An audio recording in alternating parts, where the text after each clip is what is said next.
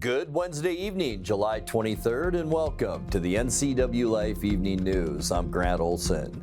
Here are a few of the stories we have coming up for you tonight. Douglas County and the Chelan-Douglas Regional Port Authority will partner to make repairs at the Mansfield Airport. The Eastmont Metropolitan Park District is looking for volunteers to write a statement against its November levee lid lift proposal. Sunny, breezy, and hot the next couple of days, raising fire weather concerns.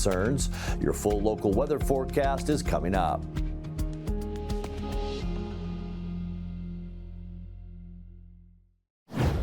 A Moses Lake man who opened fire on pursuing deputies 3 years ago will serve more than 37 years for the crime. Robert Gerald Gwyn is 45 years old. In July 2022, as Grant County deputies closed in on him for felony warrants on Stratford Road, Gwyn stopped his vehicle near Grant County International Airport and opened fire. Deputy Tyson Voss returned fire and wounded Gwyn in the shoulder. Voss's body camera recorded the moment. 100 plus, approaching Kendall. 100 plus, approaching Kendall.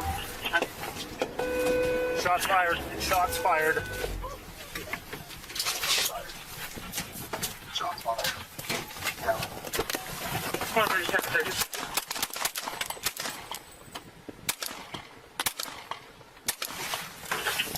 11, you copy. Gwyn drove away in a stolen vehicle and was only captured after Moses Lake police stopped his car with a pit maneuver. He pleaded guilty Tuesday to charges of first and second degree assault and was sentenced to 366 months in prison. A new salmon grill arbor at the Daybreak Star Cultural Center in Seattle was dedicated to Wenatchee historian and Indigenous rights activist Randy Lewis over the weekend. The United Indians of All Tribes Foundation honored Lewis by dedicating the arbor or Salmon Pit during the 36th annual Seafair Indian Days powwow. In 1970, Lewis joined United Indians founder Bernie Whitebear in the Fort Lawton takeover and demanded the return of the surplus military base to Seattle's urban Indian community. Those efforts led to the allocation of 20 acres of Fort Lawton land, which is where the Daybreak Star Center is now. The foundation says the Salmon Pit, named after Lewis, is meant to symbolize the connection to cultural practices and resilience of Native cultures. The Washington State Department of Agriculture has found several new and rare species of bees in Chelan and Douglas counties. In 2024, volunteers with the department's Washington Bee Atlas program collected over 17,000 species of bees from 600 various host plants across the state. Of the species collected, 10 were rare or new species found in Chelan County, with one species also found in Douglas County. Last year was the first full year for the program. State bee expert Karen Wright says more volunteers are needed for future studies. Any adult can sign up to help with the pollinator search next year at the Department of Agriculture's website. Douglas County and the Chelan-Douglas Regional Port Authority will partner to make repairs at the Mansfield Airport. The small airport needs fixes for the pavement on its runway, which has developed sizable cracks. The port owns the airport and is making upgrades and a long-term proposal to sell the facility at a $313,000 list price. Port commissioners took a vote July 15th authorizing CEO Jim Kuntz to strike an interlocal agreement with Douglas County. The county would then use resin to seal the runway cracks and help extend the life for the aging asphalt.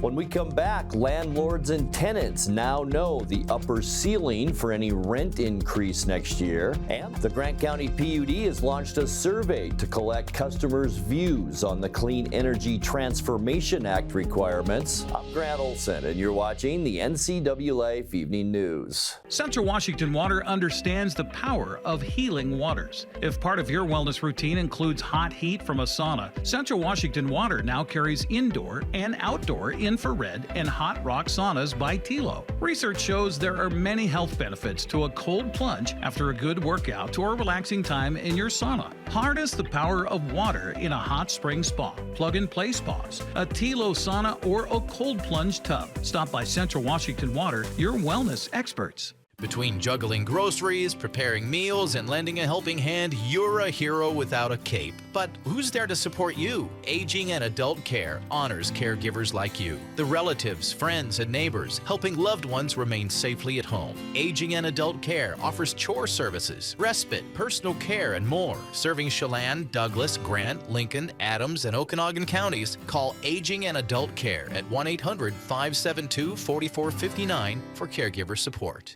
Welcome to the summer of good. Good people, good taste, good vibes, and good, well, everything. When you're ready for some old-fashioned good, Abby's is your place. We've been celebrating summers around the PNW for over 60 years. At Abby's, good is a legendary tradition. Holy pepperoni, Abby Man. It's the hometown hero bursting onto the scene this July at a special price, starring classic pepperoni, green peppers, and Italian sausage. One bite and wham. Don't miss the summer's biggest blockbuster. The hometown hero has arrived at Abby's. Landlords and tenants now know the upper ceiling for any rent increase next year. The Washington Department of Commerce announced this week no rent may increase by more than 9.683% in 2026.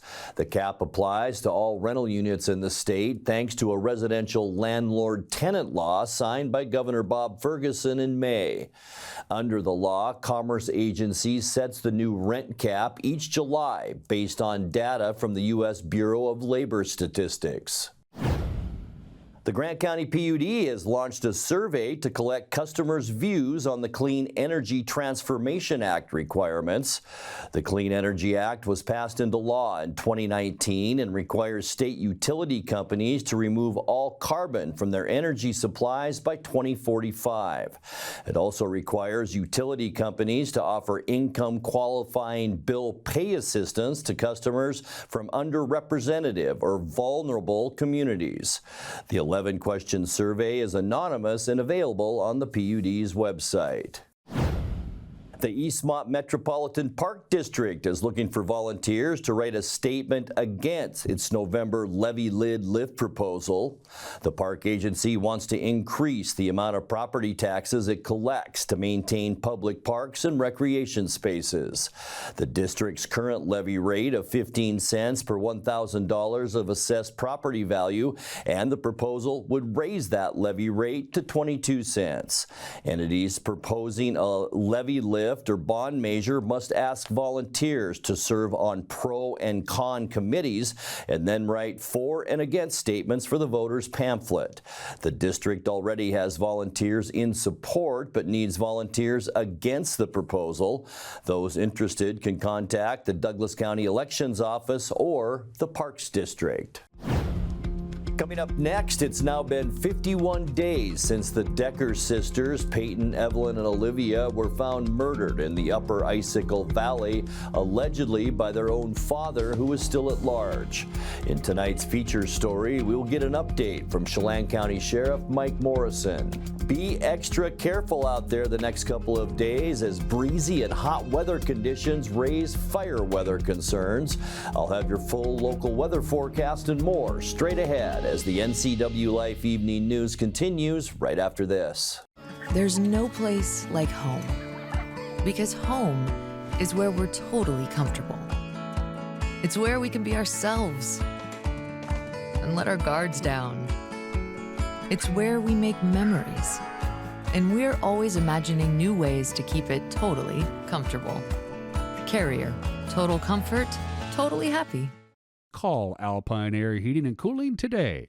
Your comfort is their priority. Fibercrete fireproof safety rooms can be the difference between life and death for you and your family. Typical fireproof safety rooms are 8x8 Fibercrete panels providing a solid sanctuary. Fibercrete safety rooms can be above ground, buried underground, or built within new home construction. Best of all, a safety room by Fibercrete is very affordable. Call 360-770-2088. You owe it to your family to find out more about Fibercrete safety rooms. In tonight's feature story, it's now been 51 days since the Decker sisters, Paityn, Evelyn, and Olivia, were found murdered in the Upper Icicle Valley, allegedly by their own father. Travis Decker has been missing and presumed still at large ever since, and the manhunt involves local, state, and federal agencies.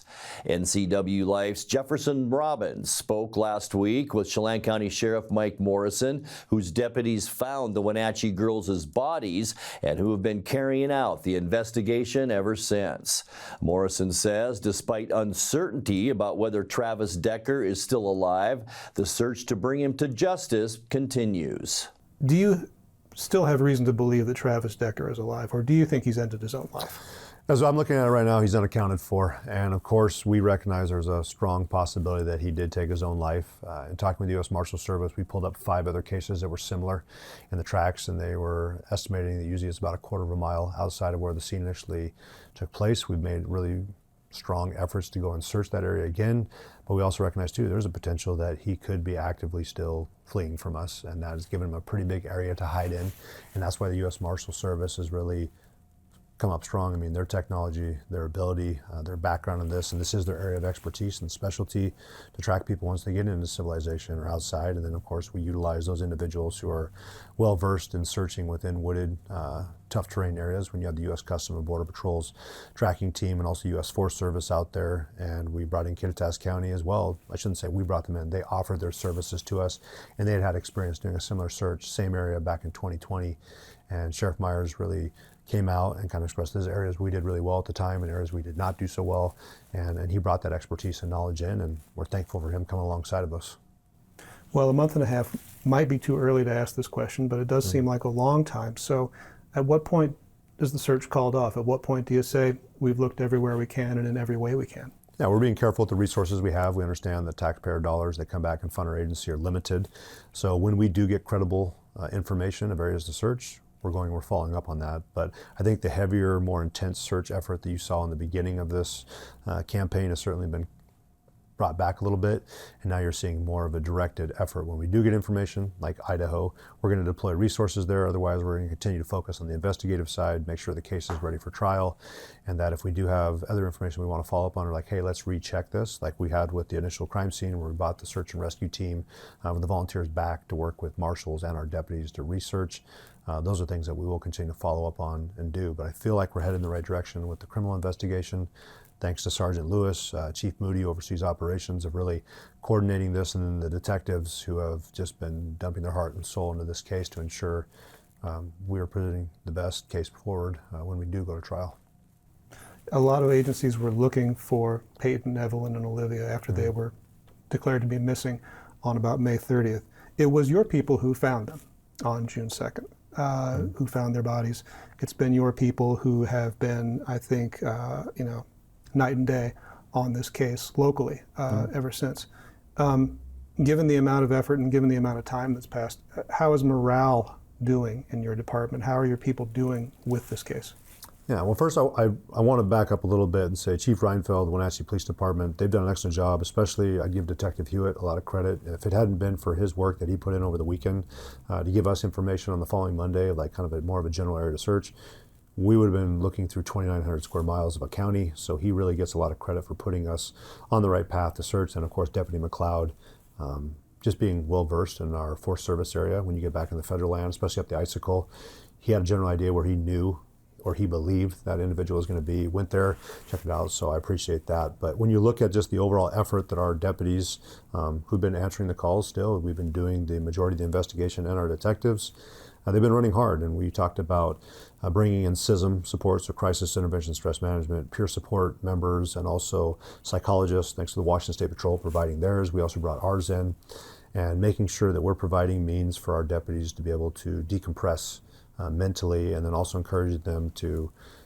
take care of themselves physically, getting those workouts in. That's something we've been focusing on because our agency has been going hard for a long time. We're a medium-sized agency. We do have a lot of dedicated men and women, but you can't expect them to go full throttle for that long and there not be any kind of burnout. That's why you saw a pullback from us after about 2 weeks, where we said, hey, we're going to transition our efforts more over to other partners so they can continue on. And I've referenced like what we do for fires. Typically you'll see a fire team on the ground for 2 weeks, and that's because you're asking a lot for those individuals during that 2-week period, and you can't expect them to continue performing at a high level for a prolonged period of time. So we've been cognizant of that, but the men and women of this agency have done exactly what I expected them to do.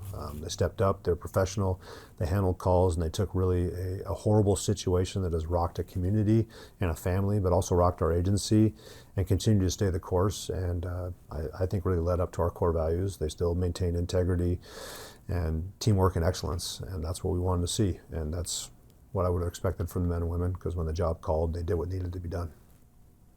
What are the chances, Mike? I mean, if you were laying odds, what are the chances of finding Travis Decker?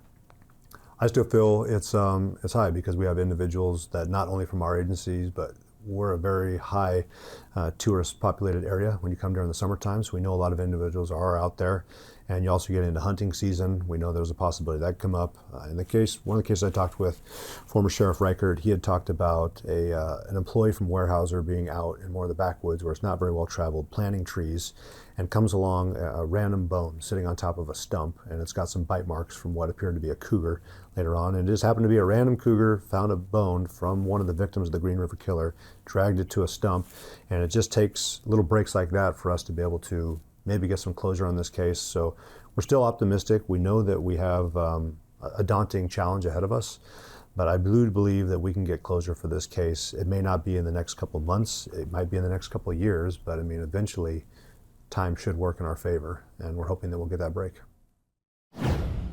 Time now for a check of your North Central Washington weather forecast. Hope you had a fantastic Wednesday. Warmed up out there compared to the last couple of days, and all kinds of sunshine as we look down at the Wenatchee Valley from our tower camera up on Wenatchee Heights. Just a few cumulus clouds above the Cascades today, but that was about it, with very light wind out there. And it was warm, but you know what? It's about normal for this time of year. But our concerns are for Thursday and for Friday. We are going to see another very hot day on Thursday, not quite as hot on Friday, but the big news, 20 to 30 mile an hour wind gusts are possible out of the southwest, and that goes for almost all of us here in North Central Washington. Also, probably red flag warnings will be put in place tomorrow because of that low humidity, 15 to 25% humidity with those hot temperatures. So be extra careful outside both on Thursday and Friday. Almost a normal July 23rd day here in North Central Washington. 91 our high today unofficially. 90 is where we should be for a high temperature right now. 64 our low this morning, not as well, just 1 degree above where we should be at 63. Our record high 107 set in 2006. Record low 49 set way back in 1963. Sunrise 5:29 and the sun sets tonight at 8:45. Getting you into those very warm Thursday temperatures, mid-90s, 95, Moses Lake, Ephrata, and Quincy, 94 in Wenatchee. We'll see 95 in Chelan, also 95 up in Omak. A bit cooler in the Upper Valley, but still plenty warm, 92 for Leavenworth, and 93 the high temperature tomorrow afternoon in Kashmir. By tonight, we expect clear skies, a lot like we're seeing right now. Once again, boy, nothing but high pressure controlling our weather. We'll see a bit of a northwest breeze tonight, about 5 to 10 miles an hour. Low temperatures in the mid-60s, so pretty close to where we should be for this time of year. Thursday, there we go with that little bit of wind in central Washington. It's because of this trough of low pressure dropping down into Montana. Still going to be warm, though, with high temperatures tomorrow into the mid-90s. As I mentioned, we'll probably see some red flag warnings tomorrow. For Friday, sunny. Once again, there's that red and orange indicator anticipating some breezy conditions. A bit cooler for Friday to end our work week with high temperatures in the upper 80s, which will be about normal for this time of year. And then kicking off our weekend, a lot of clouds trying to move down from Canada, and some of those will make it into Washington. So we'll call it mostly sunny to start our weekend Saturday, and mild. High temperatures again into those upper 80s. So boy, lots of outdoor activities should be the plan this weekend. It's going to be a nice one. Sunny and warm on Sunday. High temperatures again about normal at 90 degrees. And then another heat wave begins as we get you into the first part of next week. Nothing but sunshine, and look at the size of this ridge of high pressure building in. Hot for Monday with highs in the mid 90s. And as we get you into Tuesday, even hotter than that with all kinds of sunshine once again. It will even be a little bit hotter. Look at the clear skies all over the western U.S. We are talking Tuesday afternoon, high temperatures in the upper 90s. All right, your 7-day forecast now. 66 overnight tonight, sunny and breezy, especially late in the afternoon, early evening for Thursday. High temperature of 94. We'll see a pretty steady breeze for Friday, about 5 to 15 miles an hour, maybe 10 to 20 at times Friday. 89 our high. And then, as I mentioned, just a beautiful weekend ahead. Mostly sunny and 88 Saturday, 90 with lots of sunshine on Sunday. And then the heat is back on Monday and Tuesday. Sunshine for both days, 95 Monday and 98 your high temperature on Tuesday. And that's a look at your North Central Washington weather forecast. Coming up next, tonight's sports report with Eric Granstrom and more as the NCWLIFE Evening News continues right after this. The pitch by Busich. Shot on a miss. The Wenatchee Apple Sox are back on the NCWLIFE channel. Watch as they take on the Bellingham Bells Friday, August 1st. Coverage is brought to you in part by Kennedy Real Estate Group, La Schwab, Sangster Motors, Save Mart, Tacos Chava, Together for Youth, and Valley Tractor. Your exclusive television home for Apple Sox baseball, NCWLIFE channel, your local TV station.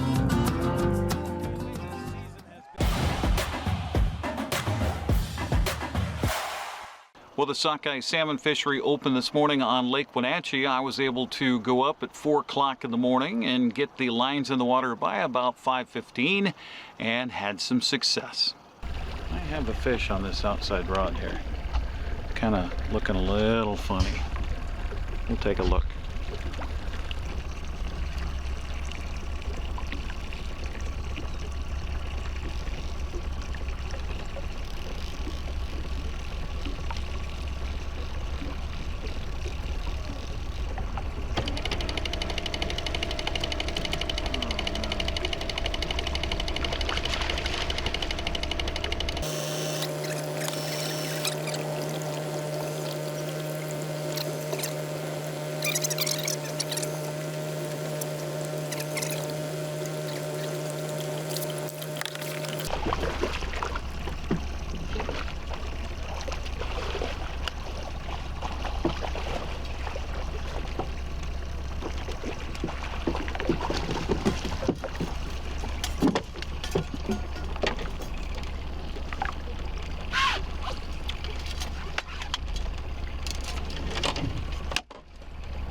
Okay, we're on the board.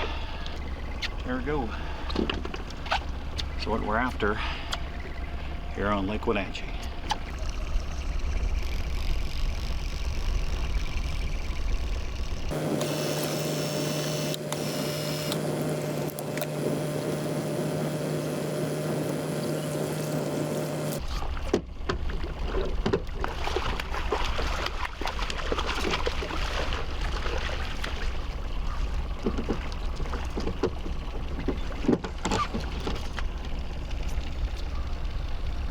Here we go. Just what we're looking for. Limited out with 4 sockeye, very similar to this one right here. They make fantastic table fare. The fishery will go until, well, it's set until August 31st or until the recreational harvest is caught, according to the Department of Fish and Wildlife. It's tough here. There are a couple of launches, but the main launch is at the state park, and that gets very, very busy. In fact, as I drove by at about 10 minutes to 4 this morning, there was about 6 vehicles that were lined up on the highway just outside of the state park to get to the launch. They were in line, so there was probably at least 25, 30 boats in front of them. Hundreds and hundreds of boats out on the water here today and taking in what turned out to be an absolutely gorgeous morning after some rain showers the last couple of days actually raised the lake level about a foot, and that probably also caused some more of those sockeye to come running up the creek and get themselves into Lake Wenatchee and get ready to spawn. They'll be swimming around the lake for quite a while. A lot of opportunities for anglers here with a 4-fish limit for the time being here on Lake Wenatchee. Let's take a look at what else is going on in the world of sports. Mariners won last night, downing Milwaukee to end their 11-game winning streak. Cal Raleigh with a solo home run, his 39th to lead the major leagues, as Logan Gilbert was able to get the victory on the mound. He was awesome in last night's game. Andres Munoz had a little trouble in the ninth, but was able to shut the door. Out to right field. Driven back. Flying out of here. Cal Raleigh. Home run number 39. Ties Ken Griffey Jr. for the most home runs by a Mariner in first 5 career seasons. I tell you what, Cal Raleigh's catching that plus velocity. We saw that against Mizorowski early in this game. He coughed up a fastball, top of the strikes, and no chance. Cal Raleigh jumped all over that pitch. Here it comes to Contreras. He struck him out. A double-digit strikeout night for Logan Gilbert. He matches his season high. Again, another split. Gets to a point too, especially third time through, where you know it's coming. You pick it up halfway down, and then all of a sudden it's like there's nothing you can do with that pitch. Yeah, the fact he's throwing 1-0 here in the 8th. Broken back ground ball. Crawford circles around it up. One leg in time for the out. That is a dynamite play by the Gold Glover. Now, I'll tell you what, this play is huge for so many different reasons. But look, the Milwaukee Brewers do such a good job of, first of all, keeping innings alive and just grinding out some of these pitches. But look at JP, man. I mean, doesn't have that plus arm strength of just a quick release, off balance, throws on the money. Now the 2-2. Chopping, Williamson. Over to second, and the Mariners win it. They have taken game 2. Meanwhile, the Wenatchee Apple Sox were, it looked like a football score. No, that is correct. 21-7 is the final as the Apple Sox, not once, not twice, but 3 times in the game, batted completely around. In fact, in a 9-run second inning, the Apple Sox brought 14 men to the plate. They would go on for the 21-7 victory over visiting Edmonton. Riverhawks will probably bring a much different team to the table as they come in tonight, 6:35 game time at Paul Thomas Senior Stadium. I was alongside Brandon Schmitten with a call here on the NCWLIFE channel. See if he remembers all the signs from last year. Great bunt right there. Up the third baseline. That's a tough and play. Tough play, high throw, and it goes off of the backup man. Run's going to score. Apple Sox on top, 1-0. Games hit 283, so nice to have Elijah Palaio back. This pitch swung on the ground into the shortstop. And Ole dropped the baseball. Did everything perfect until the transfer from his glove to his hand, and then the swim, it goes behind him out to shallow center, and another run will score. Apple Sox up 2-0. Pitch, and in the bunt was Chung. The ball hit him in the back, and a run's going to score. Wenatchee up 3-0. 3-1 count here to Adam Haight with the bases jammed. Pitch on the way is ball 4. Ball 4. Another RBI. Apple Sox up 4-0. Why swing at that? Pitch on the way here by Hermelink. Swung. There we go. Fair ball inside the bag at third, all the way out to left field. 1 run scores, 2 run scores, and the Apple Sox now lead it 6-0 on a 6th spot to the 2-run double by Cade Martinez.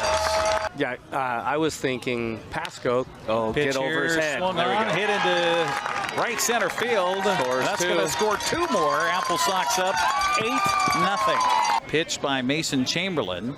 is on the way.